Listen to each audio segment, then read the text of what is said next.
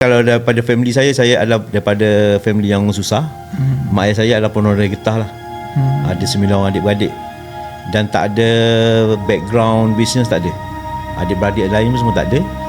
So saya belajar dekat Politeknik, hanya ambil sijil saja, sijil kejuruteraan elektronik komputer. Saya jadi kelindan lori di kilang percetakan. Saya rajin. Bukan nak puji ni, maknanya proses kenapa bos dia trust kat saya ni. Saya OT sampai pukul 1-2 pagi. Kalau balik rumah bos panggil pun kita datang, macam tak berkira. Banyak orang buat printing. Betul. So niche apa yang saya kena ambil lain daripada orang lain. So decide apa yang aku ada, knowledge aku ada, orang lain tak ada. Tapi saya nak fikir jauh macam mana aku nak expand aku punya business.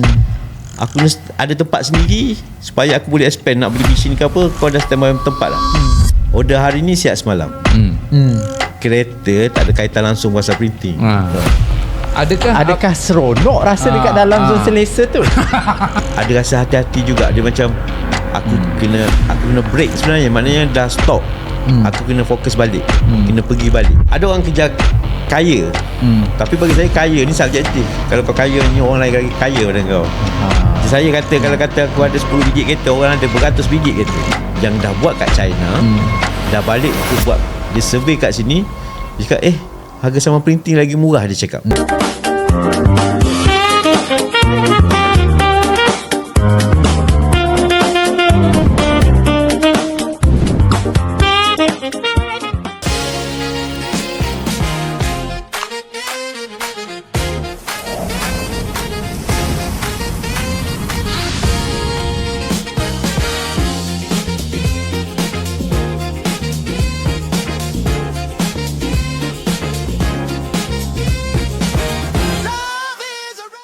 Assalamualaikum dan selamat datang ke podcast Tanpa Skrip episod yang ke-6 bersama saya Remy dan juga saya J. Apa khabar Remy? Alhamdulillah. Kenapa dah tiba-tiba botak ni Remy? Adakah you membawa diri selepas asyik kena hencap baju dekat komen? Dah tak larat dihencap kan. Jadi mengadulah kepada Yang Maha Esa. How was your trip? Alhamdulillah dipermudahkan. Sebab bezanya trip kali ni adalah sebab trip kawan-kawan. Okay. Berapa orang yang pergi? Kita pergi 13 orang. Asalnya 22.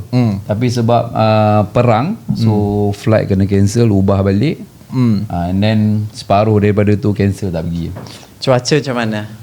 Baru nak masuk musim panas. Okay. Kan? Tapi bukan peak season lah. Tapi bukan peak season pun tetap juga ramai lah. Alright. Cuma bila kita bercakap soal umrah ni, dia perjalanan kerohanian kan. So setiap seorang akan dapat input masing-masing lah. Okay. So kita lari sekejap daripada kesibukan bisnes lah. Okay. Nice. So hari ni Remy, apa yang kita nak bawakan? So di episod yang ke-6 ni je kan, bila kita dah susun guest, guest yang kali ni memang ada dalam I punya checklist lah. So kita memang rapat daripada, saya rasa dekat 10 tahun lah. Oh ya? Start daripada kita pernah join satu program, and lepas tu tambah lagi program yang seterusnya, and then sekarang I pun duduk dekat dengan dia lah. I dekat Putrajaya, dia dekat Bangi. Betul. And cuma masing-masing sibuk lah. Walaupun makin dekat tapi susah juga nak berjumpa. So bukan itu soalnya lah Ji. Soalnya adalah kita bawakan guest ni sebab kita rasa guest ni boleh bagi input yang berbeza berbanding kita punya episod-episod yang lepas. Betul. And but it's quite interesting bila tengok komen dekat episod keempat dengan Cik Sus. Di akhir podcast tu I tanya siapa yang nak lagi Cik Sus, sila komen. Ramai yang komen untuk bawa Cik Sus balik. Jadi kita kena fikirkan macam mana caranya untuk kita ajak lagi dia ke studio ini Remy. Itu mungkin kita susun. Tapi bila kita tengok episod yang ke-5, bila kita bercakap soal dark side of business ibadah, kan, dan ramai juga orang tertanya-tanya kenapa kita nak bawa angle cerita pasal apa business relate dengan ibadah ni kan. Cuma dia punya point dia adalah kita sebenarnya nak bagi awareness. Awareness kepada viewer ataupun listener kita tentang sebenarnya kita kena jadi macam apa yang Ustaz Wanji sebut dalam episod yang sebelum tu kan? Ketiga kan. Tentang bagaimana kita ni nak hidup kena gunakan akal. So kita just bagi awareness dalam episod yang kelima dan hari ni kita berada di episod yang keenam. So je kita tak nak buang masa, guest ni pun dah ready. Kita jemput kita punya guest untuk berada di studio kita bersama dengan Abeme ataupun nama sebenarnya adalah Sarman. Founder kepada Sarman Printing. Assalamualaikum Abeme. Waalaikumsalam. Siap bang Toke besar ni Remy. Dekat Asia pun kita memang gunakan khidmat Sarman Printing untuk kita punya packaging. And I must say the quality is superb, top notch. Dan harga dia pun sangat berpatutan. Alhamdulillah. Okey bang kan. So terima kasih abang sebab sudi datang ke podcast kita lah. So terima kasih juga Remy sudi ajak saya ni, walaupun saya segan sebenarnya nak datang podcast ni sebab tak biasa lah ni podcast ni. Dia tanpa skrip, jadi memang tak prepare apa. Tak prepare apa? So soalan bocor pun tak ada. Tak ada. Tak ada benda lah bang. Tak ada. Macam abang tanya saya apa benda yang kita nak sembang kan. Sebab nama podcast pun tanpa skrip. Kita tak nak terlalu formal lah. Alright bang. So apa perkembangan terbaru bang? Abang boleh share sikit? So far alhamdulillah perkembangan terbaru, kalau nak kenal diri dulu, takut mungkin ada yang tak kenal. Silakan. Okey. So kepada yang tak kenal saya, nama penuh saya Nur Sarman bin Kamaruddin, berasal daripada Kuala Kerai, Kelantan. CEO pada Sarman Printing Sdn Bhd. Saya lebih dikenali di media sosial adalah Abeme. So dekat lebih aktif di TikTok lah. So sekarang ni kalau ada yang tak ada mengikuti saya sekarang ni, yang terbaru saya baru create satu cafe iaitu JDM Cafe. Banyak saya meletakkan cafe itu adalah koleksi-koleksi kereta JDM saya. Di samping itu ada sedikit cafe lah untuk minum-minum dan lepak saja. Santai. Yes. Macam mana boleh terfikir nak buka cafe tu bang? Actually tak ada terfikir pun sebenarnya. Sebenarnya saya kat rumah saya, kat TikTok saya kalau ikut nama saya adalah Abel JDM. JDM ni adalah kalau singkatan dalam Inggerisnya Japan Domestic Market.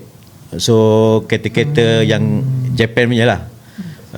Contoh kereta-kereta yang dalam Fast and Furious, Initial D, kereta-kereta yang apa Gen Z suka sekarang. So kereta-kereta ikonik dalam filem-filem tu saya kumpul. So bila dah sampai rumah tu agak tak muat, so saya buat lah satu kilang ni untuk simpan koleksi kereta saya. Sewa kilang untuk simpan kereta ya. Actually kilang tu saya belilah. Beli. Maafkan saya, bukan sewa beli. Tak, beli pun pinjaman dari bank. Bank yang bagi pinjam. Untuk simpan kereta. Lepas tu timbul idea buka kafe. Sebab macam saya banyak komuniti yang geng-geng motorsport lah, geng-geng kereta macam tu lah. So kalau dah ada tempat tu, kawan-kawan saya banyak datang lepak kat situ. Mesti akan lepak lah. Jadi why not kalau saya buat kafe, kalau dia orang datang boleh minum, boleh makan. Faham. Dan sembang bisnes, sembang pasal kehidupan. Ini ada ke macam konvoi-konvoi, macam dulu ada konvoi-konvoi Ferrari. Yang ini ada juga tak? Ada juga kawan-kawan pergi, yang contoh biasa pergi Genting ke, lain corner. Tapi dengan JDM lah. Campur lah. Kalau saya campur. Saya kawan semua. Yang tak kisah kereta JDM ke konti, saya campur semua. Okey bang, sebelum kita nak pergi jauh kan, mungkin kita boleh recap sekejap lah abang punya journey dalam bisnes. Sebab podcast kita ni untuk orang yang berkira-kira nak buat bisnes ataupun dah buat bisnes. So lebih kurang insight dia macam tu lah. So mungkin abang boleh share sikit macam mana abang boleh start abang punya bisnes. Journey lah. Journey bisnes. Kalau orang tengok sekarang, yang sekarang ni orang tak tahu sebenarnya apa yang start. Orang nampak yang sekarang. Yang sekarang. Actually saya kalau daripada family saya adalah daripada family yang susah. Mak ayah saya adalah penoreh getah lah. Ada 9 orang adik-beradik. Dan tak ada background business, tak ada. Adik-beradik lain pun semua tak ada. So saya belajar dekat Politeknik hanya ambil sijil saja, sijil kejuruteraan elektronik komputer. Tapi dulu nakal, malas belajar. Dapat sijil, datang KL. So datang KL Dari Kuala Kerai terus ke KL. Ya. Masa tu saya jadi kelindan lori di kilang percetakan. Tu asal usul macam mana saya boleh jadi business printing sekarang. Pada mulanya saya adalah kelindan lori. Kenapa kelindan lori? Masa tu abang saya adalah driver lori kilang tersebut. So jadi ikut dia lah pergi hantar barang printing apa semua. So daripada situ saya kenal mesin printing, apa mesin-mesin apa semua lah.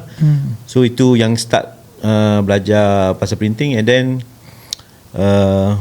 dia bila dah tahu benda tu, dia akan saya pindah ke company lain pun printing juga, sebab dia really ada kawan-kawan yang printing macam tu. So pindah tempat lain, saya kerja sebagai general worker je. Faham. General worker macam yang buat kerja angkat barang, bungkus barang apa semua. Kerja yang menggunakan kudrat lah. So daripada situ saya disebabkan bos nampak rajin kot. Saya macam naik pangkat sikit daripada storekeeper. And then dia naik step satu lagi, saya jadi macam jaga. Kalau printing ni dia ada, kita buat plate. Saya tolong masukkan plate je.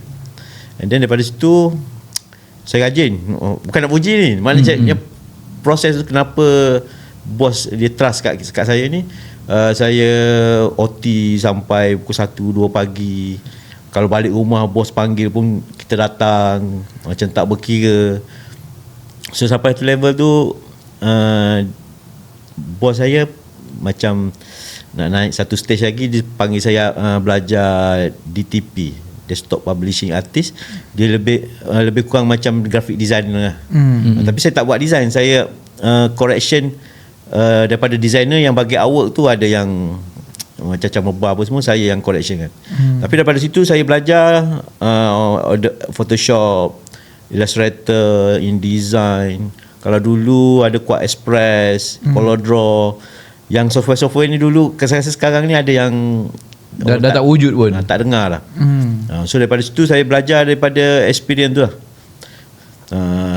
Tahun bila ni bang? Ni kalau tak saya dah tahun 2004, 2005 macam tu lah. 20 Lepas tu? tahun dulu. Lepas 22 tu, tahun dulu. kenapa saya fikir benda tu? Dan kalau tanya tadi kenapa saya rajin ni, sebenarnya saya nak belajar benda baru sebenarnya.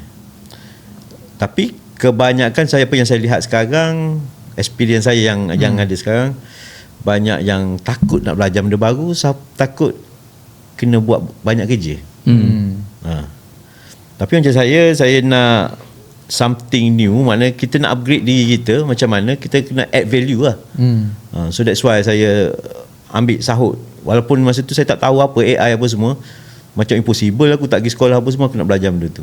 Tapi kita ambil, benda kalau dah belajar boleh buat daripada experience. So bila tahu benda tu memang kena banyak buat kerja lah. Itu kena kita buat, ini kita kena buat. Tapi kita dapat satu advantage. Kalau ikut dulu, gaji saya starting dekat company tu dalam, saya ingat dalam 900. Bila naik sikit, dia naik value sikit, gaji pun ada naik lah. And then sampai satu masa, bila kita ada value, kita ada demand lah. Tu kita pergi tempat lain. So demand kat tempat lain, so naik sikit. Lepas tu dah kerja itu, demand tempat lain pula, dah naik sikit. Sampai satu tahap dia dah max lah. Bila saya sampai satu max tu position apa tu? Graphic designer juga. Tapi dia macam kita nak pergi lompat tu, untuk kita punya salary tu dah max, kita jadi fikir aku nak buat something. So tak ada yang benda lain, yang ni business lah. So maknanya disebabkan tak boleh naik position tu, abang fikir buat bisnes lah. Maknanya kita lompat ke pindah-pindah kerja ni sebab kita naik gaji. Pindah sini naik gaji sikit. So sampai bila nak pindah, kalau pindah lain pun dia dah gaji masa tu last dalam 3,000 lebih macam tu lah. Tapi kita tak cukup, nak lagi. So that's why kita terjebak dengan buat business printing ni. Mula pada situ lah. Kira beranilah juga abang nak buat bisnes. Masa tu kita memang terpaksa lah, memang no choice, memang kena buat. Buat yelah, makin lagi kita macam saya family ada anak, makin lama kita tambah komitmen apa semua. So macam mana pun saya kena fikir macam mana saya nak increase saya punya income. So salah satu ialah bisnes lah yang ada potential. Bukan kata buat bisnes tu sukses, kita tak tahu lagi. Masa tu pun knowledge saya pasal bisnes tak ada, memang zero. Sarman Printing bermula bila bang? Kita ambil order apa semua, kita sub. Order sub. Saya buat macam tu selama 5 tahun. Kalau kata struggle bisnes tu, bila kita kerja siang, malam kerja, siang buat part time, dia macam huru-hara sikit lah. Tidur tak cukup apa semua, dia struggle tu lah. Pernah juga tak tidur, dia berpusing lah. Sebab kadang-kadang yang kerja masyarakat malam dia ada OT sampai pagi. Habis OT pagi buat kerja yang buat freelance kita ni, sampai kadang-kadang ada job banyak apa semua kan. Pukul 8 dah masuk kerja balik. Sampai satu tahap pegang mouse kat komputer, depan komputer, mata pejam. Dia dah tak larat sangat kan. So nak cakap itu adalah yang penat kita, struggle kita yang nak buat bisnes. Yang ni yang orang tak nampak. Macam kita duk girana apa, hantar barang apa semua, hujan panas tu, itu normal lah. Yang sekarang pun ramai orang yang struggle hujan panas tu, biasa kan. So bila sampai satu tahap saya dah tak boleh, macam saya terasa macam buat kerja kat office, kalau macam tidurnya tu kan, macam keberkatan dia tu dah ni lah. Macam mana sampai bila orang bayar gaji aku tapi aku tak buat kerja sehabis baik kita lah. Mana all out untuk yang orang bayar gaji kita tu. So sampai situ saya kena decide, kena 100% fokus pada bisnes lah. Faham. 16 tahun Sarman Printing. Lebih ke. Antara jenama yang paling gah di Malaysia. Macam mana abang bina journey Sarman Printing ni?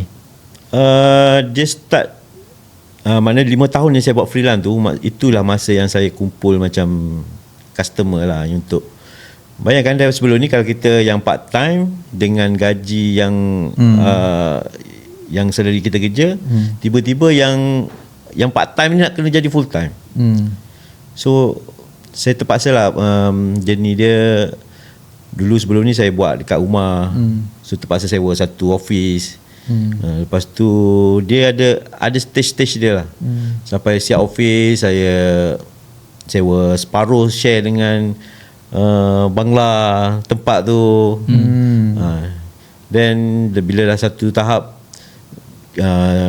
sewa satu kilang.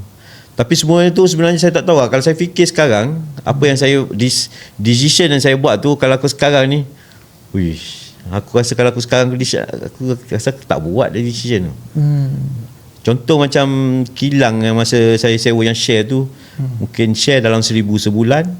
Tapi saya nak fikir jauh macam mana aku nak expand aku punya bisnes. Aku ada tempat sendiri supaya aku boleh expand. Nak beli mesin ke apa, kau dah standby tempat lah. So daripada 1,000 punya sewa, pergi lompat kepada 4,500 masa tu tak silap. So overhead tu, masa tu kita bukanlah kata bisnes bagus tu, maknanya ngam-ngam je. Tapi macam mana kita decide untuk duit yang ada kita, duit simpan untuk bisnes bukan kata banyak sangat pun. Dia contoh kalau nak ada deposit masa tu 3-4 kali 3 ribu. Banyak masa tu ni. Banyak.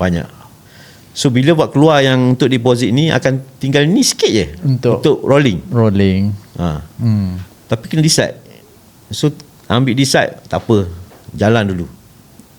So bila dah ada kilang, dah kena nak standby untuk mesin pula. Tapi kalau kita tak start dengan yang kilang ni, macam mana kita nak beli mesin untuk letak ni? So dia progress step by step. Masa start dulu modal banyak bang? Kalau starting kata Masa mula-mula start modal apa dia ada kat tangan dia? Berapa bang masa tu? Ya. Saya rasa masa saya berhenti kerja tu, saya dapat bonus. Lepas tu saya bagi atas juga. Rasa dalam simpanan saya dah tak sampai RM10,000 pun. Maknanya abang memulakan Sarman Printing tak sampai RM10,000 pun? Tak. Tapi masa saya cakap masa proses masa saya part time 5 tahun tu, actually saya ada buat personal loan untuk buka satu bisnes dekat Kelantan, kedai photostat macam tu. Tapi nak cakapnya tak semestinya kalau ada duit, kalau nak set up boleh sukses. Tapi yang dekat Kelantan tu actually masih ada lagi, alhamdulillah. Tapi dah diambil alih adik saya sekarang. So kedai tu masih ada. Masih lagi. Masih ada. Tapi dalam era digital ni masih lagi. Masih ada lagi. Tapi yang mungkin rezeki adik saya lah kat sana, sebab dia masa saya buat part time tu, saya panggil dia yang jaga dekat sana. And then saya buat apa contoh dia buat flyer apa semua order, saya yang tolong buat kat sini, saya hantar kat dia macam tu lah. Faham. So sampai dah sampai satu masa macam saya jual kat adik saya bisnes tu, kau sambung je lah. Rezeki saya adalah kat sini, nampak. Sebenarnya saya buat kat Kelantan tu, kalau dah sukses nanti saya nak balik, nak duduk Kelantan. Tapi nampak gayanya macam tak balik ni. Kan? Ya. So daripada situ, bila dah start ada kilang apa semua, kalau ikut Amy, kalau hati nak pakai kereta, nak main kereta ni, saya dulu saya minat kereta, tahan lah. Maknanya kalau ada duit, pump business, ada duit business, mesin, kilang apa semua saya ke sana ke arah tu dulu. Faham. Tapi membuat-buat ni nak kereta ni, memang daripada dulu memang dah minat kereta abang? Ya, memang sebenarnya kereta saya letak macam target lah. Apa yang kau target, tak satu ni aku nak dapatkan benda ni.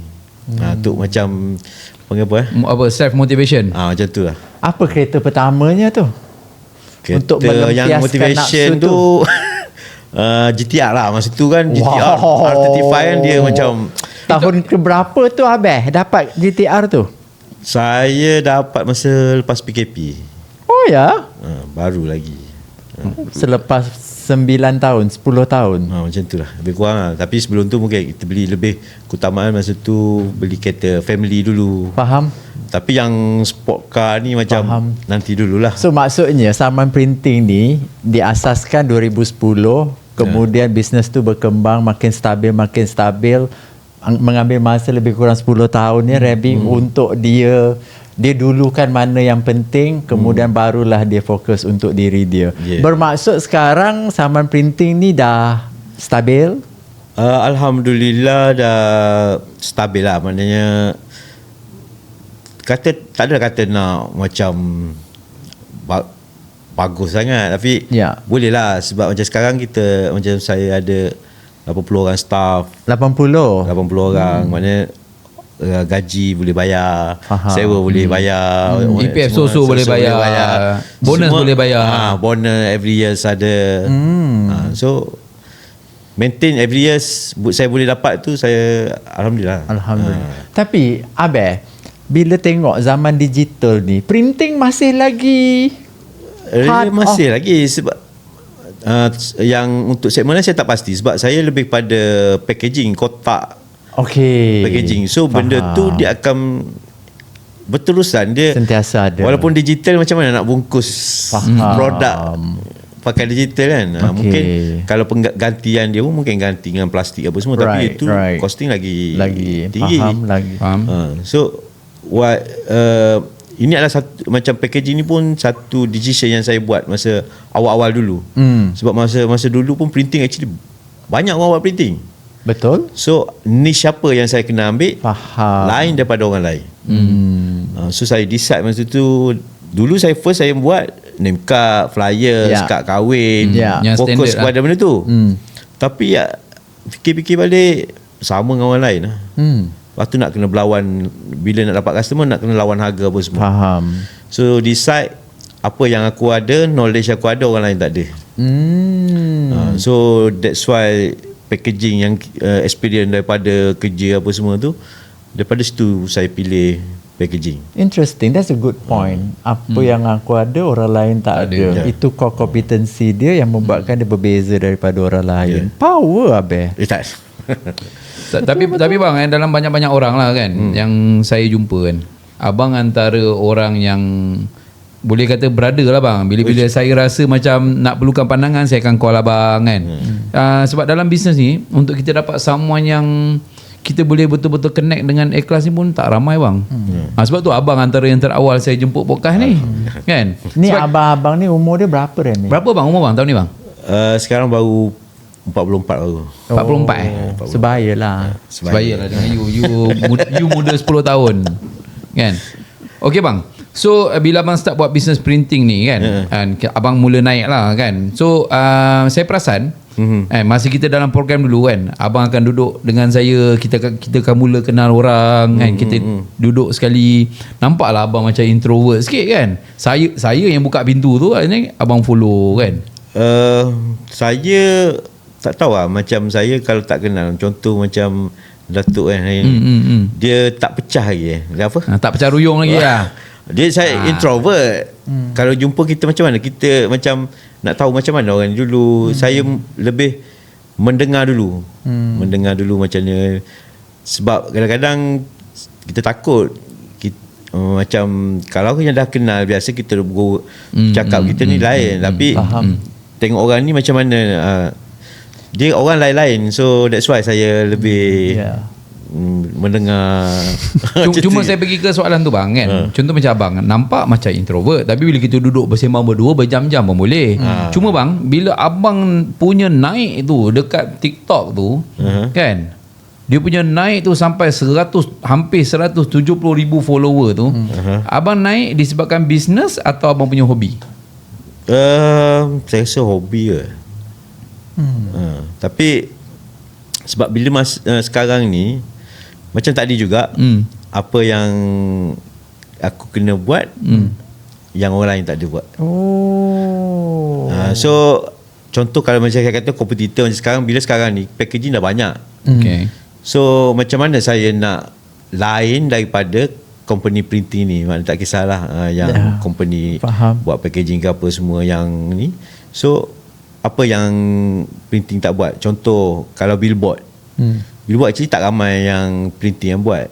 Masuk radio, tak ramai yang buat. So saya pernah buat billboard, radio pun. Macam billboard saya sebelum ni saya buat bagi yang different. Order hari ni siap semalam. Dekat billboard tu kan. Cash phrase dia. Order hari ni siap semalam. So benda tu kalau ikut saya takut kan tu, tapi sebenarnya kita nak order hari ni siap semalam tu nak cepat lah. Faham. Campaign tu.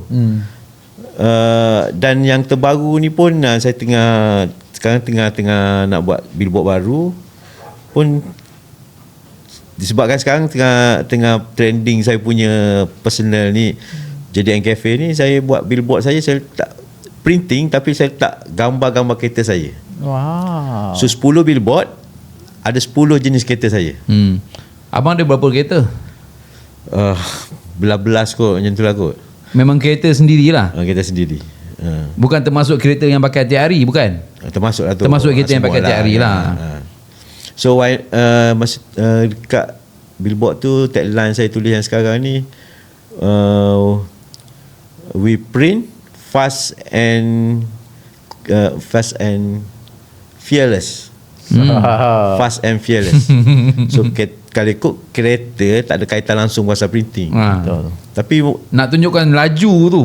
So apa nak trigger orang tengok apa sah yang mungkin billboard. Ini cara saya fikir lah. Betul. Orang lain terfikir saya tak tahu. Mungkin first dia akan tengok gambar kereta yang first, dia akan ignore. Next, tak ada kereta lain rasanya. Dia tengok kereta next kereta ni. So dia nak tahu kereta apa next. Faham. Tapi abang masih percaya lagi dengan billboard ni semua? Masih. Sebab kita billboard sebab nak ukur pada closing, saya tak nak ukur lah berapa closing rate, sebab mungkin dia daripada billboard dia akan pergi ke Google atau macam mana. Tapi awareness saya nak kenal. Tapi billboard tu sendiri kena ada kesan kat orang lah. Apa yang nak orang trigger orang tu tengok. Faham. Okey bang, kita nak recap sekejap bang kan.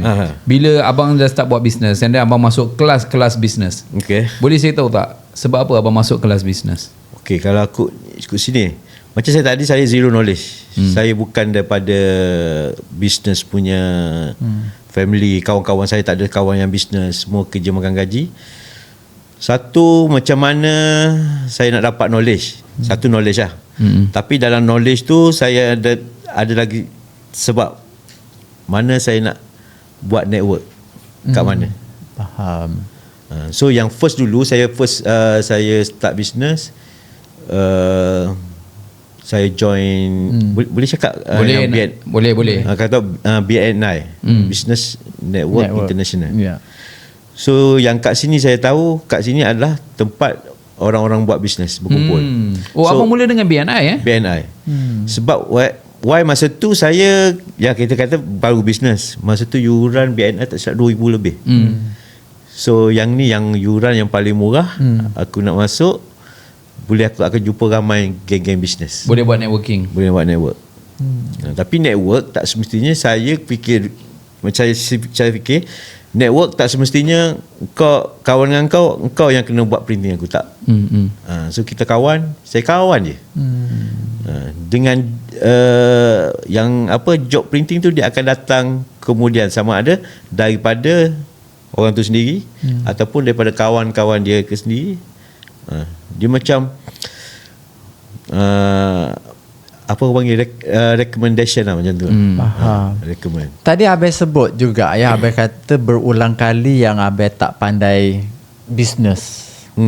Tapi bila juga Abang nyatakan yang cukup gaji, boleh cover apa semua, you know, boleh siap boleh bagi staff bonus kan, cukup, Abang pun dapat gaji kan. Jadi siapa yang mengelolakan bab tu? Mengelolakan bahagian finance, bahagian accounts, pematuhan, cukai, jaga cash flow. So macam yang sekarang ni tu lah, dalam 80 orang tu adalah macam saya ada sekarang, ada satu finance, satu account. Faham. So ada HR, actually ada abang saya yang bawa lori tadi, abang saya tu. Sekarang dia dah kerja dengan saya sekali lah. Dia ada in the company. Itu ada dalam cerita tadi yang saya panggil dia untuk join. Ada juga cerita tu. Jadi sistem pengurusan syarikat tu teratur lah. Nak kata teratur sangat tu tak adalah. Tapi teratur lah. Kalau you tanya tu tanya orang kan, saya risau sikit.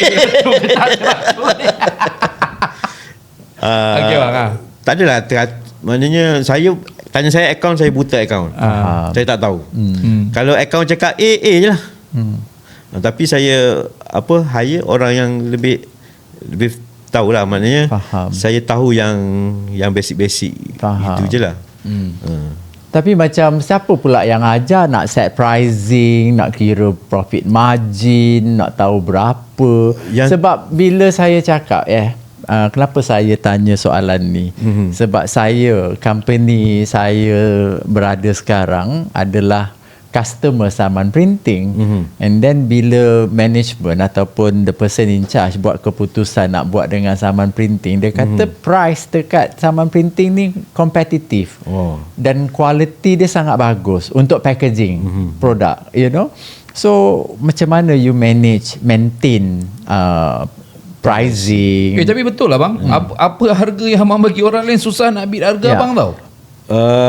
Macam saya sebelum ni, sebab saya ikut saya punya formula, saya tak ikut harga pasaran. Maksudnya harga pasaran bukan maksudnya ni, contoh ada orang main harga ke apa kan, saya tak akan ambil tahu pasal harga orang apa luar, saya tak akan ambil tahu. Faham. Yang saya ambil tahu berapa kos saya, maknanya kos bahan mentah, kos semualah kos, and then berapa saya kena ambil margin daripada kos tu. So saya dah set up benda tu, dia tak boleh lebih daripada benda tu. Faham. So kalau contoh, kalau customer nak nego macam mana pun nak ni kan, dia paras tu je. Faham. Kalau kita nak fight juga dengan contoh ada orang bagi harga ni, boleh fight tak? So kita akan set sampai sini je. Kalau below pada tu, kalau customer tu nak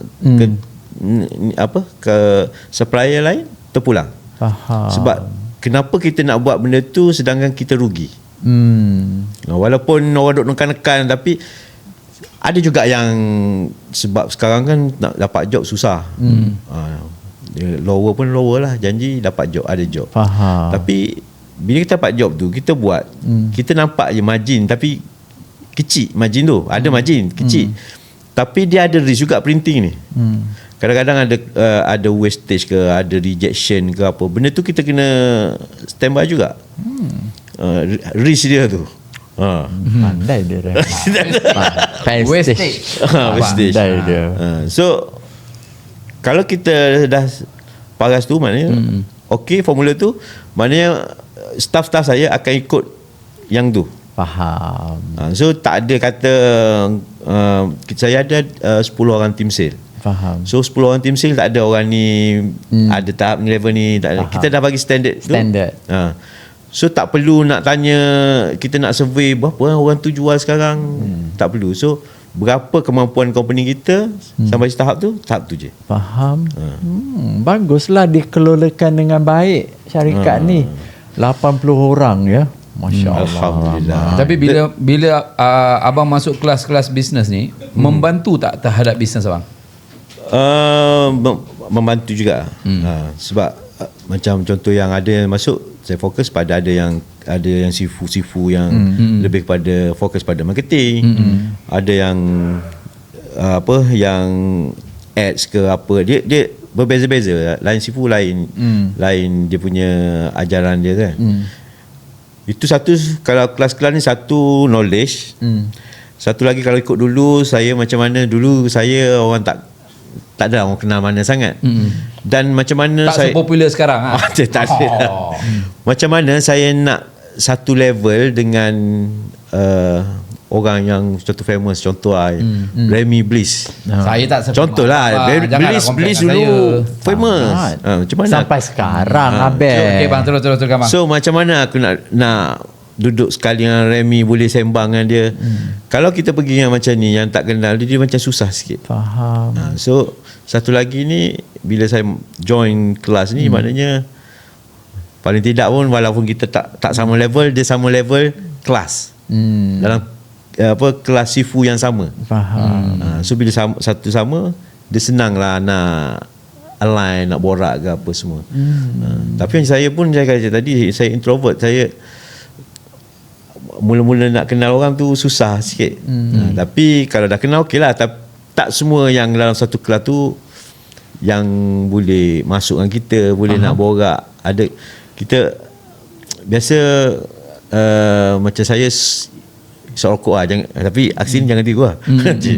So macam saya social smoker, saya banyak dapat kawan bila saya isap rokok. Macam di kelas ni ada time rehat dia, isap rokok, borak macam ni. Abel, saya nak tanya Abel. Abel kata jawatan Abel adalah CEO Sarman Printing. Okey. Apa tugas Abel setiap hari? Sekarang Masih bertugas lagi ke tak? Sekarang saya banyak monitor lebih kepada report lah. Lepas tu, and then apa perubahan-perubahan ni saya nak buat yang akan ada mistake yang ni. Saya sekarang lebih banyak memantau Banyak memantau, dah tak hands on lah pengurusan apa semua. Tak ada lah. Dah tak ada. Saya sekarang banyak duduk kat kafe saya. Kafe, tapi bukan duduk kafe tu, sebenarnya kafe tu ada sebab juga. Kafe tu salah satu, saya ada buat satu showroom. Okey. Dia ada satu bahagian lah showroom tu. Saya tampal kotak penuh kat dinding, full kotak. Bila orang datang kat kafe tu, orang akan tanya lah, mungkin orang nampak tu. Faham. Kalau saya pergi borak dengan orang tu, saya akan cerita ni, ni business core saya, business.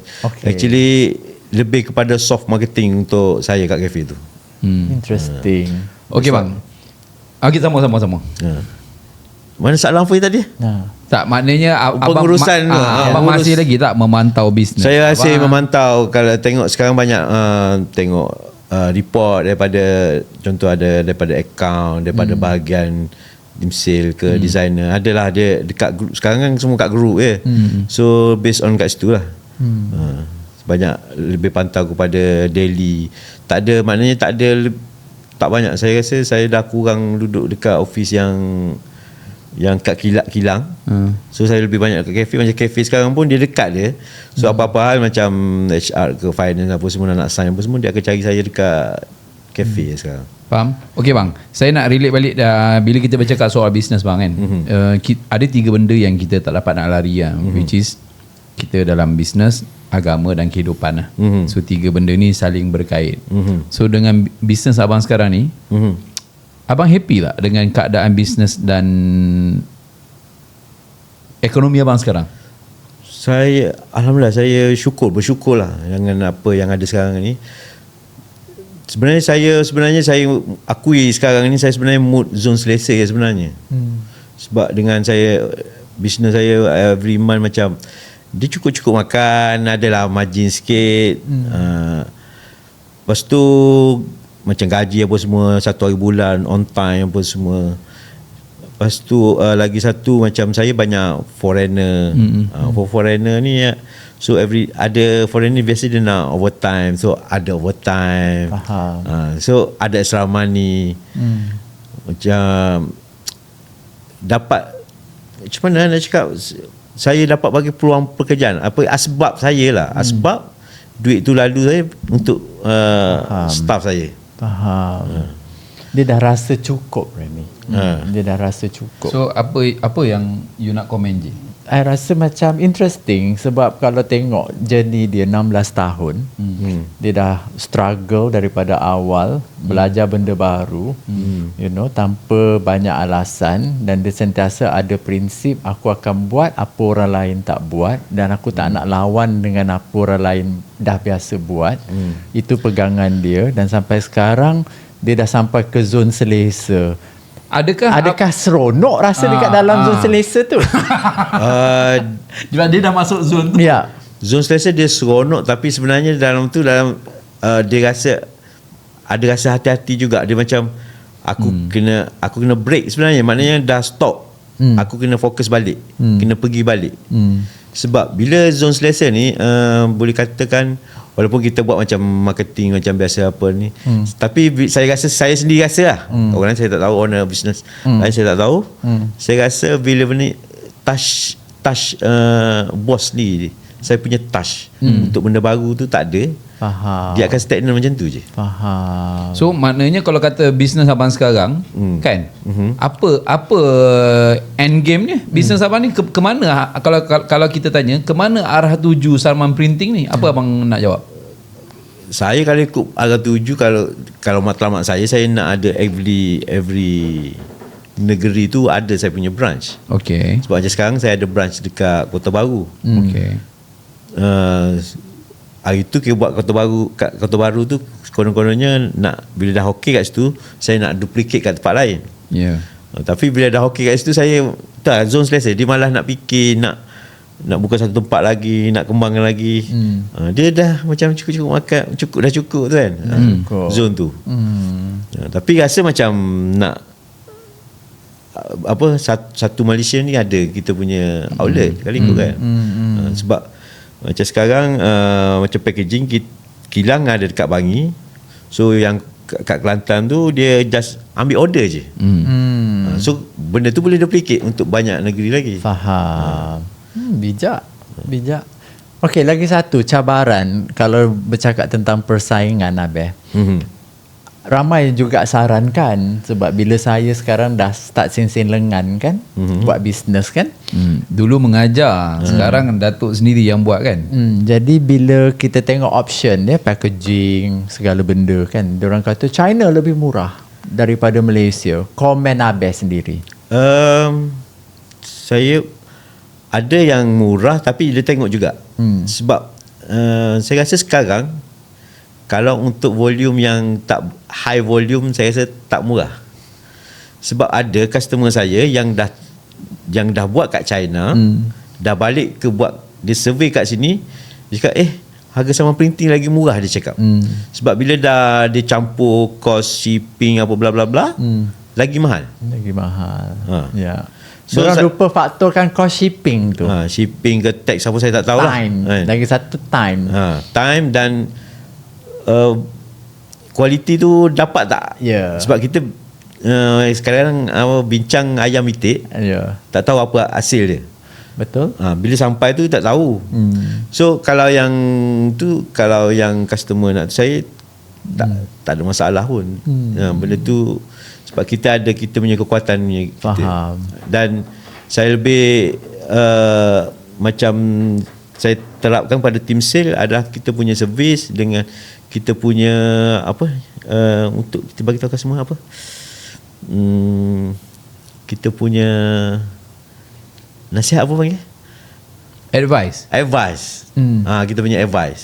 So kepakaran kita, sebab kita dah lama, so customer datang kita advice lah. Mungkin customer mula-mula nak buat kotak bentuk macam ni datang. Tapi mungkin staff kita dah biasa, dia akan tunjuk beberapa sampel buat macam ni bla bla bla apa semua. Dia akan ubah benda tu. Saya rasa Remy pun saya dah ubah dia punya packaging. Sebelum dia datang yang dia buat kat tempat lain, packagingnya lain, tapi saya sarankan benda ni supaya macam ni jadi jimat lah apa bla bla. Sampai sekarang saya pakai yang saya pakai advice yang kan. So kita advise customer. So itu kekuatan kita. Walaupun kalau kata orang kata harga kita mahal ke apa ke, yang saya lebih titik beratkan kita punya advice, quality, service macam tu. Tapi yang saya perasan bang, bila contoh saya bekerja sama dengan abang kan, bila abang memberikan advice tu, saya tak rasa, ni saya punya side lah, saya tak rasa yang abang cuba ambil advantage tau. Saya dapat rasa that sincerity tu saya dapat rasa. Kan? Adakah ini yang menyebabkan abang relevan sampai sekarang? Maknanya dia memang buat ikhlas tau je. Bila bercakap tu kan. Mungkin tu jugalah sebab kita tak, kalau ikutkan sebenarnya kita boleh ambil kesempatan sebenarnya. Contoh kita advice dia buat ni dapatlah lebih sikit, upsell lah, upsell ke.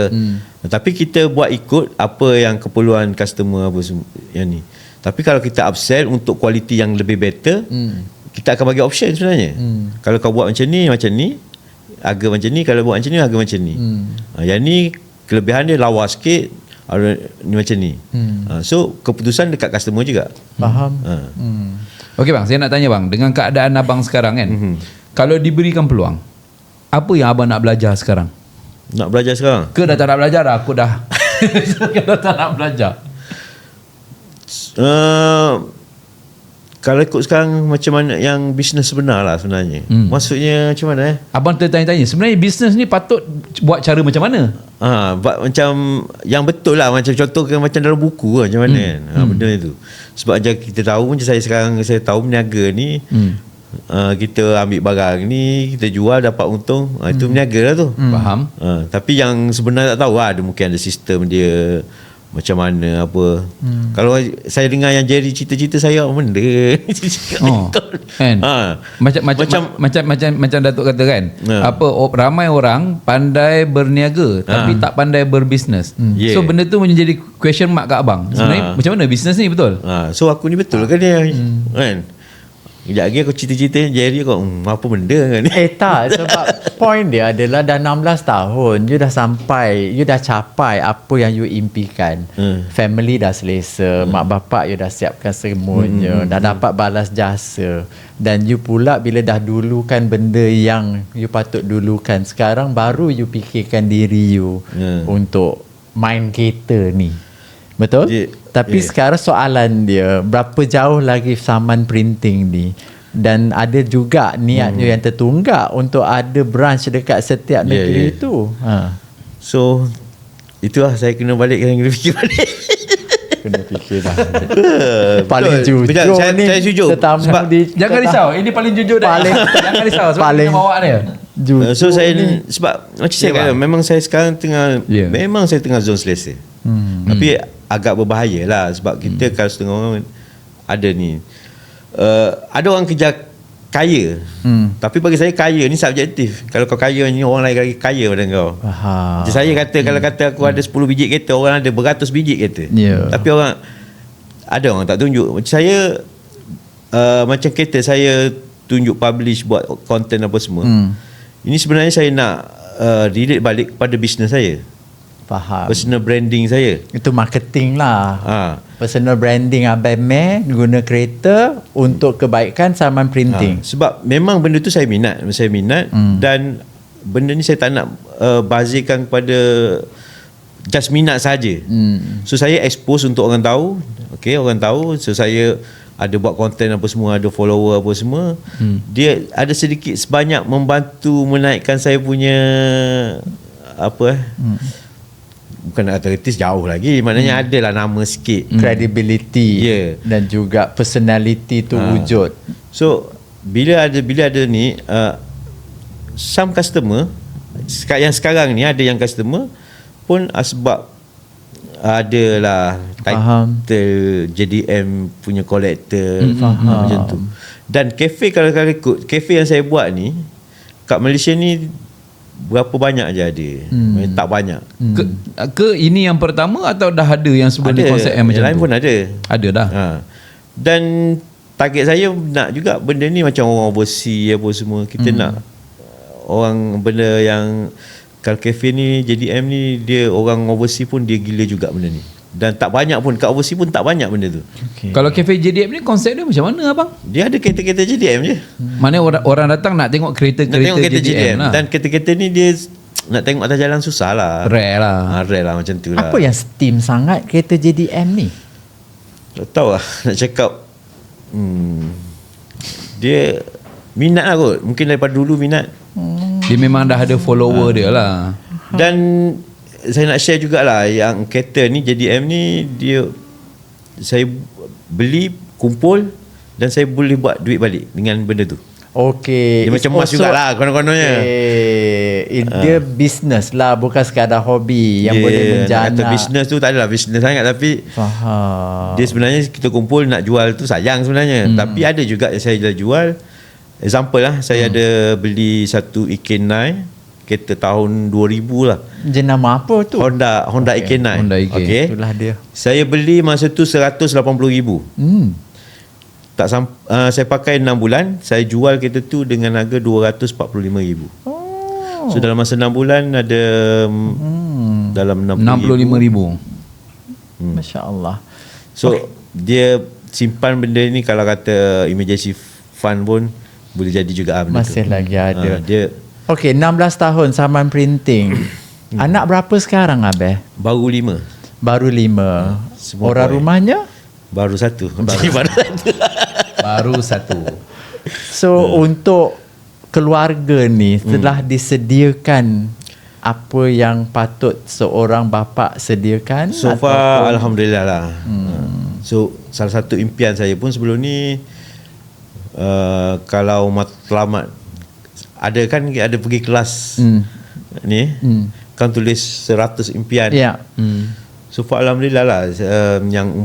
Yang utama, contoh nak bawa mak ayah saya pergi umrah haji apa semua, yang tu alhamdulillah tercapai. Maknanya benda tu yang utama untuk paling mak ayah tu So masa tahun 2023 saya dapat bawa mak ayah saya pergi haji. So tu yang paling ultimate lah. Macam tu macam yang family, macam nak rumah landed, nak mau banglo apa semua tu alhamdulillah lah dapat. Tapi tak tahu lah, bila kita berimpian ni, kita macam satu goal. Kalau orang saya tahu, saya rasa aku kena kerja kuat, kena kerja. Aku nak dapatkan benda ni. So kalau kata nak putus asa, kalau berniaga ni, kalau putus asa senang aja. Tapi disebabkan kita fikir family apa semua, dapat bantu adik-beradik lain ke apa semua, benda ni sebenarnya jadi kita lebih kuat sebenarnya. Faham. Tapi tak ada juga orang kuat juga, tapi nak cakap juga tak semua bisnes sesuai untuk semua orang. Tapi adakah abang buat Salman Printing ni sampai masanya anak abang akan meneruskan bisnes abang sekarang? Ke abang plan ke arah tu? Saya plan kat situ jugalah. Tapi tengok, bergantung kepada dia orang juga. Kalau dia berminat, teruskan je. Saya pun kalau boleh ada satu masa saya punya ni, saya pun nak lepaskan juga, tak nak dah meniaga, mungkin orang lain yang sambung. Macam nak retire. Bermula daripada 10,000 Remy, tapi sekarang dah ada rumah banglo, Alhamdulillah, anak isteri, ada cukup simpanan untuk mereka, InsyaAllah. kan? Abang Mek ni payah pasal dia apa yang dia buat, dia nampak macam biasa-biasa. Itu kadang I pun susah nak baca. Okey ke tak okey ni? Tapi kalau nampak kan okey je. Ya. Satu saya nak share lah. Dekat kilang saya sekarang. Bila saya pindah dulu, ada satu space besar kat atas. Saya tak tahu nak buat apa. Sebenarnya saya nak buat bilik meeting. Dia ada, Memang pernah pergi Kat gila abang kat bawah tu ya. Bawah kan. Ada kat atas tu ada space besar. So apa saya buat benda tu, saya decide apa, saya buat surau, sebesar-besar tu surau. Dan kalau setiap masuk waktu Zohor dengan Asar, mesin memang stop. Dan semua orang jemaah. Oh, Masya Allah. Staff abang sajalah. Staff, semua staff lah. Itu sebenarnya bukan sebenarnya untuk peringatan saya sendiri juga. Sebab kita kalau dah habis ni, kita lalai, memang lalai. Nanti sekejap lagi boleh. So kalau saya buat stok macam tu, orang azan, so walaupun saya bos sekalipun, dah azan kena jemaah sekali. Dan benda tu saya dah pindah kat Bangi tu dah hampir 4 tahun, dan benda ni dah berjalan Selama 4 tahun tu lah. Masya Allah. Tu saya bukan, sebenarnya tu peringatan untuk saya sendiri. Kadang-kadang kita gitu lah. Macam Zohor, actually Zohor dia akan masa tak ni kan, kadang-kadang pukul 1 lebih. So rehat saya pukul 1 sampai pukul 2. So staff akan masuk 1.50.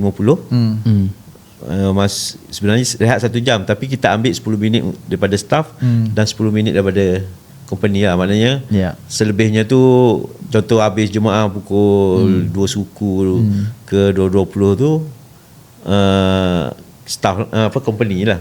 Macam asal dah masuk waktu memang stop terus solat. Pada mulanya fikir juga 80 orang dapat, kalau kat kilang tu ada dalam 60 lebih.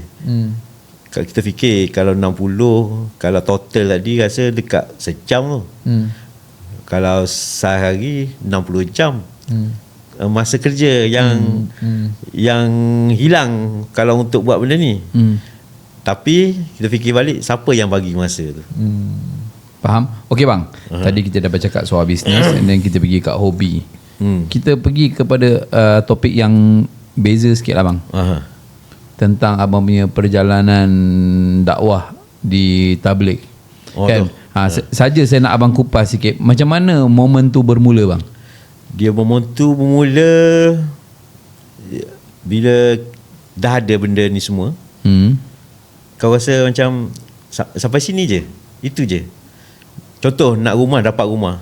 Nak rumah ada swimming pool, ada swimming pool. Mandi lepas tu dah tak nak mandi dah. Ada kereta, contoh dah ada GTR, kau dah nak puas dah. So ultimate dia, so dia macam kita dah ada semua benda, tapi macam ke abang rasa kosong? Macam tu lah. Macam kita dah ada. So mana kat dunia ni kita dah, bukan kata ada semua, maknanya apa yang kita impikan tu abang rasa cukup lah, dah dapat. So aku nak apa lagi? Dia macam tu lah. So benda tu yang jadi terdetik. Bila tu bang?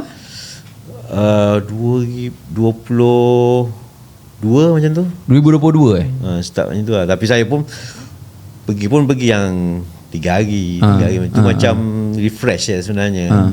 Saya taklah hardcore 40 hari lagi, tak ada.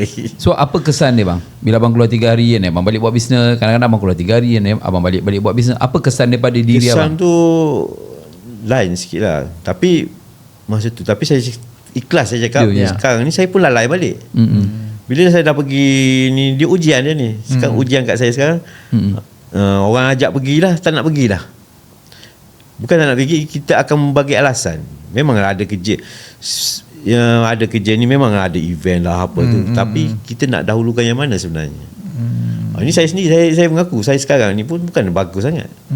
Masa yang sebelum ni saya pergi, orang ajak kita nak pergi pergi apa Pulau Perhentian lah, pergi sini pergi 3 hari. Dan sekarang bila orang ajak, bila tengok alamak ada event lah, tak boleh aku ada event ni. Sebab kita dahulukan yang event ni. Tu ujian saya sekarang. Deep tu Remy, deep. Deep. Okay, teruskan.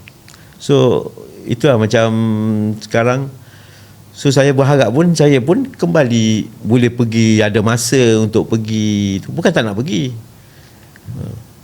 Tapi kita yang pilih option tu sebenarnya. Bila last abang keluar 3 hari ya? Tahun ni Pulau Perhentian. Saya tahun lepas. Tahun lepas Tak silap, Pulau Perhentian. So bila keluar 3 hari tu, yalah dia asalnya nak recharge je lah kan. Dia rehat sekejap daripada bisnes, dah buat aktiviti dakwah kan. Ya. Seronok bang? Dia seronok. Apa yang seronoknya? Susah nak cakap, kena pergi lah. Betul. Sebab lain orang lain dia punya, dia seronok kat mana. Contoh ada orang seronok makan ramai-ramai dah talam. Dia punya roh tu Abeh. Kalau abang dia secara peribadi, seronok abang kat mana? Dia susah nak cakap, dia seronok semuanya pun. Tapi yang saya betul-betul sampai yang first tu kan, sebab kita tak tahu apa, pergi ikut dia apa semua. Yang tu sampai lah. Yang tu yang bila dah kenal orang apa semua tu, dia main-main sikit. Dia ada main sikit. Tapi kita pergi je lah kan, sebab kita tahu apa yang kita nak dapat masa. Kan dia ada apa ni, yang taklim apa semua, yang bagi apa yang kita dapat masa tu. Kalau ikut kan, macam kita pergi kelas kan, cikgu bagi tahu banyak macam-macam, tapi mungkin ada satu input yang melekat gitu, yang kita guna. Betul. Tapi daripada pergaulan masa 3 hari tu, ni pengalaman saya lah. Pergaulan bila kita berbual dengan jemaah yang lain, input daripada mereka tu kadang-kadang keluar pada saat kita nak information tu. Jadi tak boleh nak dihuraikan. Tu sangat kadang-kadang dia trigger benda yang masa keluar ni, ada benda-benda momen ni kau rasa macam tak sangka, tadi aku cakap benda ni, tiba-tiba benda ni. Dia ada momen tu, kemanisan dia kan.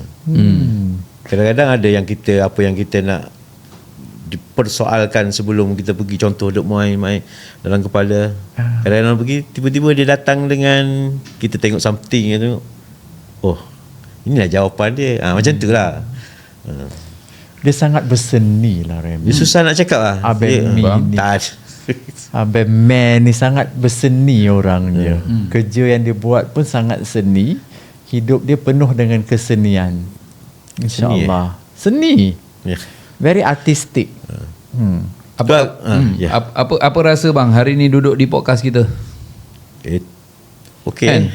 Actually saya cakap dah Remy, kalau bab fakta, nak bercakap pasal fakta saya tak pandai. Nak bercakap contoh macam jadi bercakap pasal benda ni macam ni fakta. Saya tak boleh nak bercakap benda tu. Saya kalau yang apa penonton yang tengok podcast ni, apa yang saya cakap ni adalah saya bercakap based on pengalaman saya. Knowledge saya based on pengalaman. Saya nak cerita pasal based on buku ni saya tak pandai. Memang apa yang saya cerita ni apa yang saya lalu. Tapi kalau dengan abang, ini benda ni yang saya segan tau kan. Abang dah lah humble, tapi kalau banding abang punya hasil dengan saya punya hasil, kadang abang tanya saya pun segan nak jawab dengan abang tau. Dia Remy ada kelebihan lain. Yalah, cuma pasal kita nampak kan keberhasilan abang dalam bisnes tu, kita memang nampak lah hasil tu kan. Jadi abang pun dah mula rasa tenang, abang dah rasa abang dah abang rasa abang bersyukur dah dengan apa yang abang ada sekarang. Cuma kalau abang perasan, sekarang ni banyak juga kawan-kawan kita yang sedang challenge. Betul. Kan? Betul. So apa abang, bila abang nampak situasi semasa, saya rasa saya dah tengok. Yang saya tengok ni, mana saya macam aku nak jadi macam ni, macam ni. Tiba-tiba bila tengok podcast sekarang, banyak yang struggle apa semua. Saya sekarang mampu cakap dalam hati, Alhamdulillah syukur. Aku walaupun taklah sepergi yang hype terus, tapi maintain, maknanya kita syukur je. Sebab kita tak nak nanti kita Alhamdulillah saya tak diuji benda yang berat, na'udzubillah lah. Sepanjang saya berniaga ni, walaupun ada cabaran, tapi tak ada cabaran yang sampai nak bayar gaji staff, sampai kena korek situ korek sini. So far Alhamdulillah lah.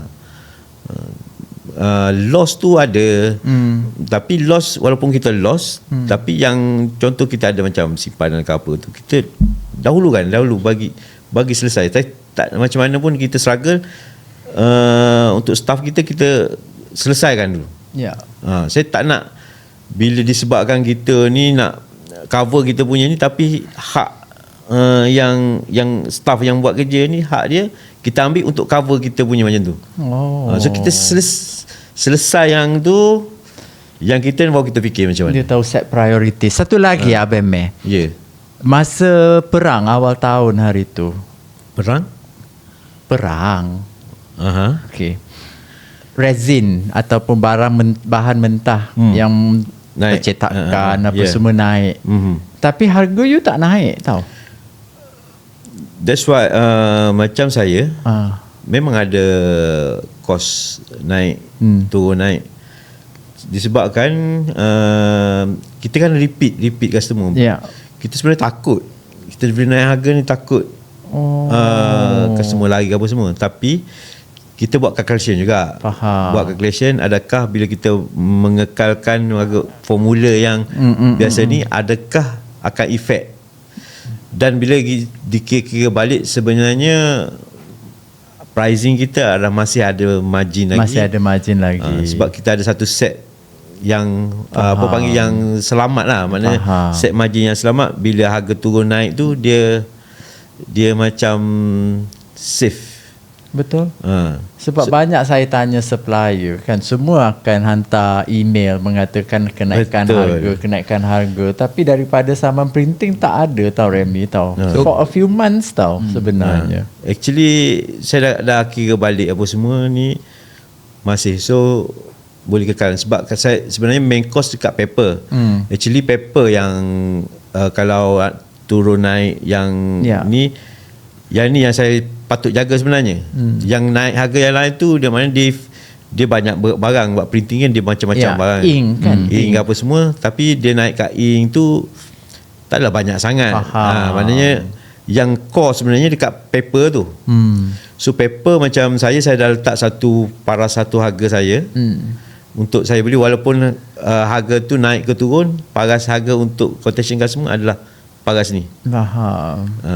So kalau dia turun harga, kita ada margin ni, lebih sikit.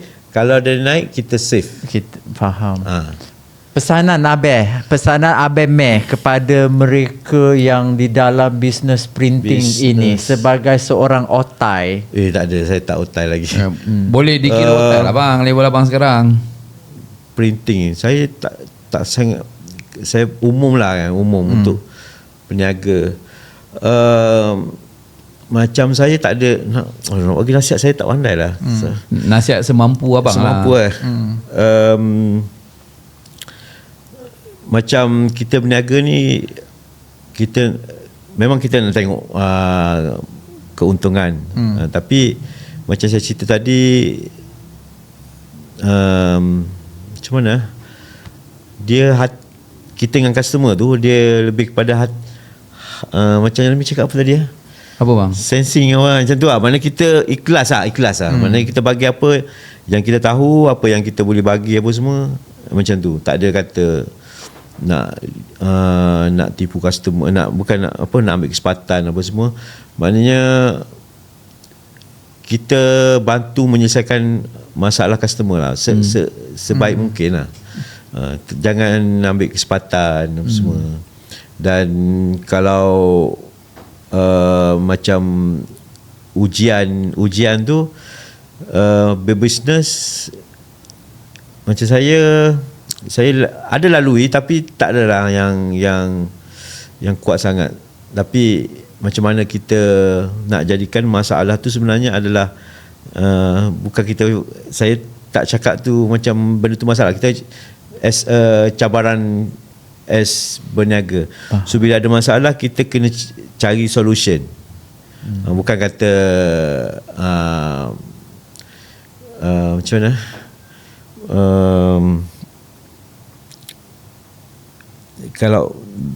kalau masalah ni kita kebanyakan mencari siapa yang buat salah macam tu.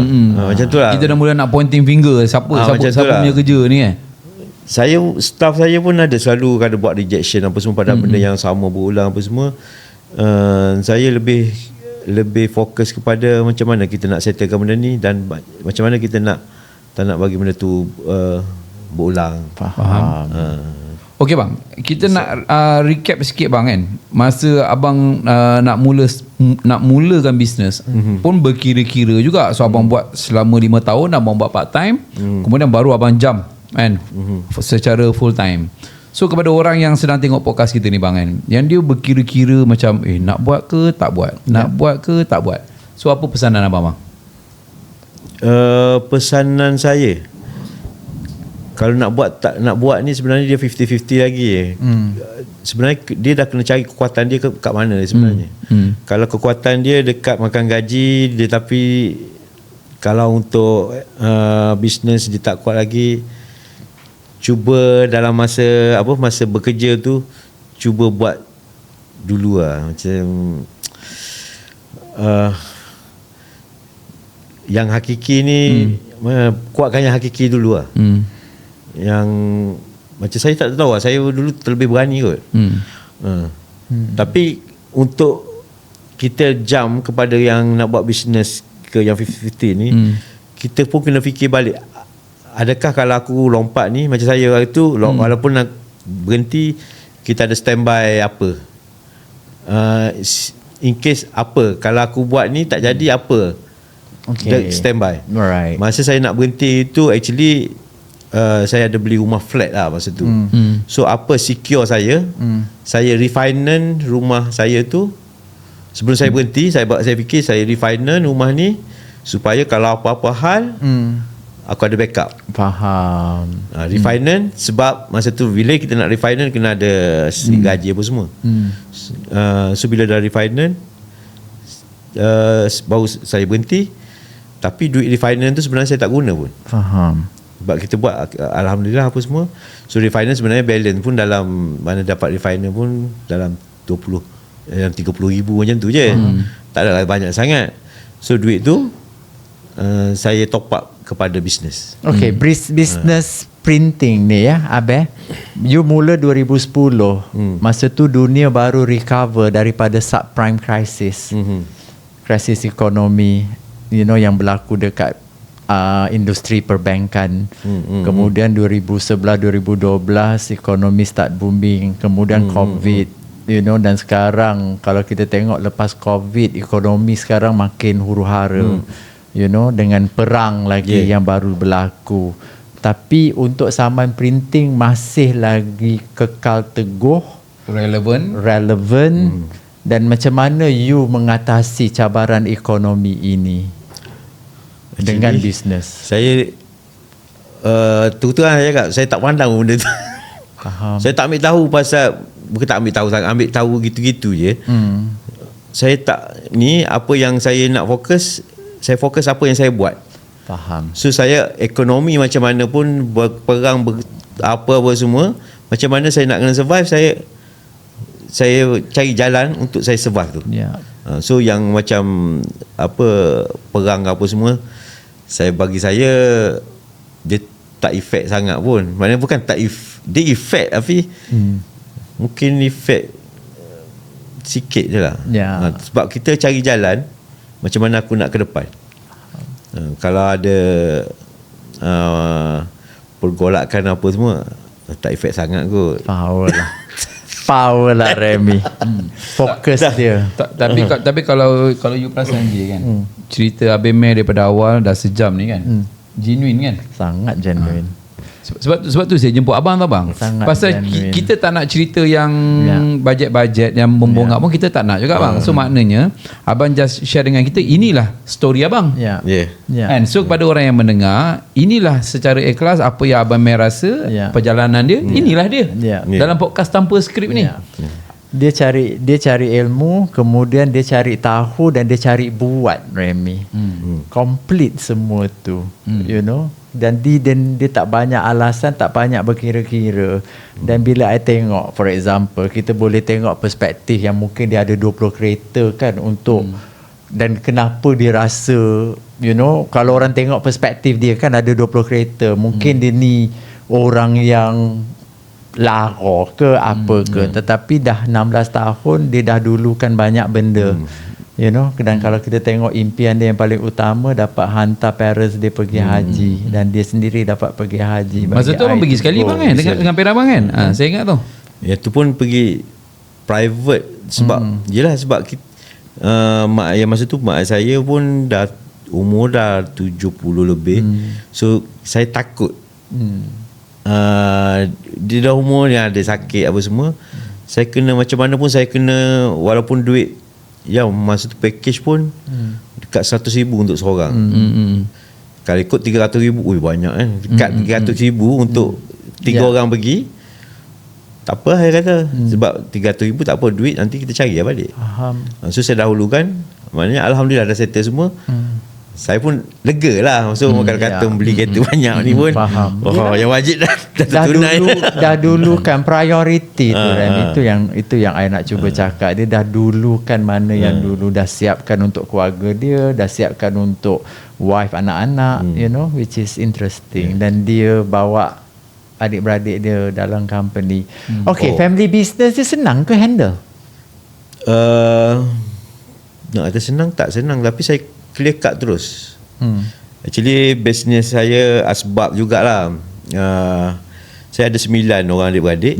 Saya bawa masuk bisnes dulu abang saya.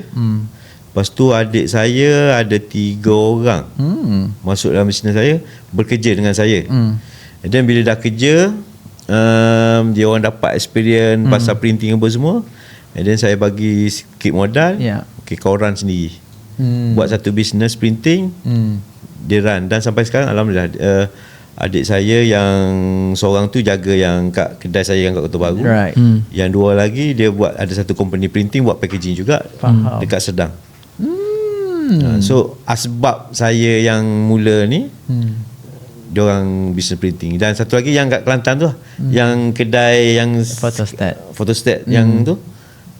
So secara tak langsung saya pun bantu family saja. Bantu pun kita bukan cakap bagi duit. So kita bagi peluang bisnes, bagi pengalaman, pengalaman dan korang run sendiri. Macam abang saya pun kerja dengan saya, Alhamdulillah. Daripada lori, sekarang dulu dia dengan Remy, dia boleh buat sale apa semua. Alhamdulillah. Dia adalah improvement. Masya-Allah. Sama bang, Abang Aiman pun kalau tengok value dengan abang pun sama. Mudah nak berurusan dengan dia kan. Nampak value. Kadang-kadang I tengok kan, dia orang ni untung ke tidak kan. Tapi dia orang bila dia kan, macam abang kan, bila kita duk dealing tu, dia punya rasa tu dia mengatasi kewarasan tu. Betul kan. Ke pasal saya dah lama dengan abang, so saya pun trust dengan abang pun dah cukup tinggi. Dia kan tak tahu tak juga masih sekarang ni macam kalau kata macam tu. Actually staff saya pun sekarang team sale yang menguruskan yang customer. Macam saya sekarang macam kawan-kawan ke, saya tak kisah kawan ke apa semua. Saya tak nak dealing macam kawan-kawan. Maknanya saya pas dekat team sale. Sebab nanti kalau saya dealing dengan saya, nanti saya lambat. Kita kan banyak kerja apa semua. Tapi on business kawan tak kawan pun dengan itulah channelnya, channel berurusan dengan mereka yang dilantik untuk mengelolakan. Apa Helmi masih dengan abang lagi? Masih lagi lah. Dia dekat abang sebagai apa? GM. GM. Power Remy. Thank you bawa Abang Meh hari ni Remy. Banyak I sendiri belajar daripada dia. Apa perasaan bang? Perasaan bila berpodcast bersama Datuk hari ni? Saya takut mula-mula takut kena tanya fakta-fakta tak nak jawab kan. Tak ada. Kita berbual je tanpa skrip. Sebab kita pernah jumpa dulu dalam program tapi tak pernah berbual. Mungkin saya sendiri pun rasa tak selesa nak berbual dengan Abel sebab saya tak tahu nak cakap topik apa. Mungkin kalau I tak ada ni tak boleh sembang ni.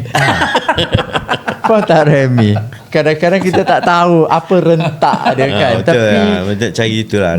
Tapi sebenarnya I rasa apa yang Abang Meh terangkan tadi meresap ke sanubari. Tak je. Sebenarnya apa yang I cuba buktikan adalah ramai je pembisnes kat luar sana yang somehow tak suka ke depan sangat pun kan. Nampak humble tapi buat bisnes, dia action, dia clear apa dia nak dapat. Very genuine. Dan Abang Meh salah seorang lah. I enjoyed this session Remy. Thank you tau kenalkan I dengan Abang Meh. Kan? Okay, apa bang? Podcast tengok bang, podcast. Tengok. Apa 3 podcast yang abang tengok? Cerita hantu. Sembang seram. Itulah ya lah. Satu lagi? Lagi yang terbaru ni yang doktor apa tu? Dr. Hanzalah. Yang business owner yang down semua tu. Saya yang tu.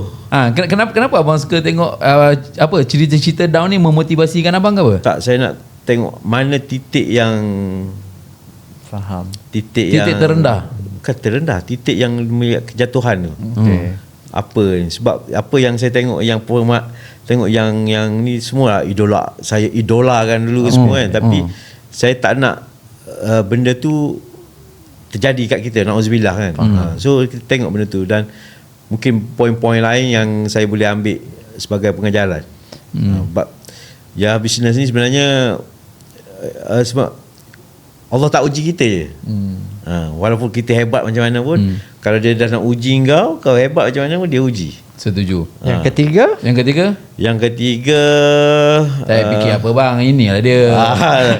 Yang ni dah terbaru dah. Yang ni yang latest. Okay, bang. Ketiga apa bang? Apa lagi yang selalu tengok sebelum ni? Tak ingat. Ke politik? Tak, saya tak suka politik. Politik tak tengok sangat Ke memang tak ambil tahu politik negara ni bang? Yes, tak ambil tahu. Langsung tak ambil tahu disebabkan kecewa atau memang lumrahnya macam yang kat di kes yang perang apa semua tu. Prinsip saya macam tu. The lesser I know the better. Thank you Abang Meh untuk sesi hari ini Abang Meh. Banyak kita berbual hari ini. Terima kasih kerana sudi datang Remy.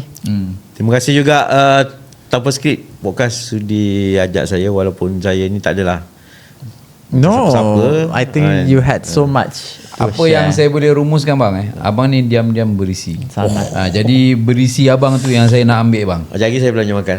Jangan hal lah bang. Tak ada benda bang. Tak bang, ni bukan sebab podcast bang. Saya kenal abang, saya tahu keikhlasan abang, saya tahu abang punya isi. So kali ni saya rasa saya nak tunjukkan pada penonton which is wujud orang macam abang yang very humble, fokus je buat urusan sendiri, buat bisnes, tak ambil tahu sangat hal orang, fokus kepada apa dia buat, dan abang berada di mana abang berada sekarang. Alhamdulillah. Itu yang saya cuba tunjukkan dalam podcast kali ni lah. Okay bang, so sekali lagi bang, terima kasih bang kerana sudi menerima jemputan saya kan. Salam kenal juga dengan Datuk. Cuma bang, mungkin last word daripada abang kepada orang yang menonton atau orang yang mendengar di Spotify, apa kata-kata terakhir daripada Abang Meh? Kata-kata saya tak dia bukan nasihat apa lah bang. So mungkin satu benda yang kata-kata terakhir daripada bang. Susah sikit apa sebab saya bukan jenis orang yang bercakap benda-benda yang bukan terlalu berpuitis lah. Tak lah, maksudnya dia kena fikir dulu. Tak bang, maksudnya satu kata-kata yang abang tentang kehidupan ni, dia kena bagaimana kehidupan ni pada pandangan abang? Last word. Sebenarnya kalau kehidupan ni kita fikir macam mana diri kita nak tu apa, kita nak bawakan kita tu ke mana, sebenarnya tu atas diri kita sendiri. Contoh, kalau kita nak benda tu, adakah kita berusaha sungguh-sungguh? Semua tu atas kita. Usaha kita, putus asa kita ke apa, semua atas kita. Sebab macam saya pun kalau kata ni daripada orang susah, macam mana saya struggle. So orang lain pun sebenarnya, orang lain pun adalah orang yang sama, makan nasi, tidur, ada masa 24 jam, sama, semua orang sama. Faham. Power. So macam mana, apa nak bahasa dia, macam mana kita nak jadi kita, macam mana? Macam mana kita nak jadi, kita hanya boleh kawal apa yang kita boleh kawal saja. so kita sendirilah. Bagus. Faham? Itulah. Saya nak cakap tak pandai. Tak apa bang. Yang penting agak faham lah apa yang saya nak cakap tu kan. Saya faham je bang. Saya faham. Saya harap yang penonton pun faham kot. Faham. Okey je. Thank you. So terima kasih bang sekali lagi untuk sesi kita pada kali ini di episod yang ke-6. So saya harap penonton dapat sesuatu lah daripada perkongsian yang paling ikhlas daripada Abeme. Boleh follow juga Abeme di TikTok. Abeme boleh follow juga Sarman Printing punya social media. InsyaAllah. Okey, terima kasih kepada semua yang menonton podcast Tanpa Skrip episod yang ke-6 pada kali ini. Okay, sampai kita berjumpa lagi. Jangan lupa subscribe. Okay, boleh like dan juga share kepada semua supaya dapat manfaat daripada episod kita pada kali ini. Sampai jumpa lagi. Jangan lupa subscribe. Assalamualaikum. Assalamualaikum. Salam.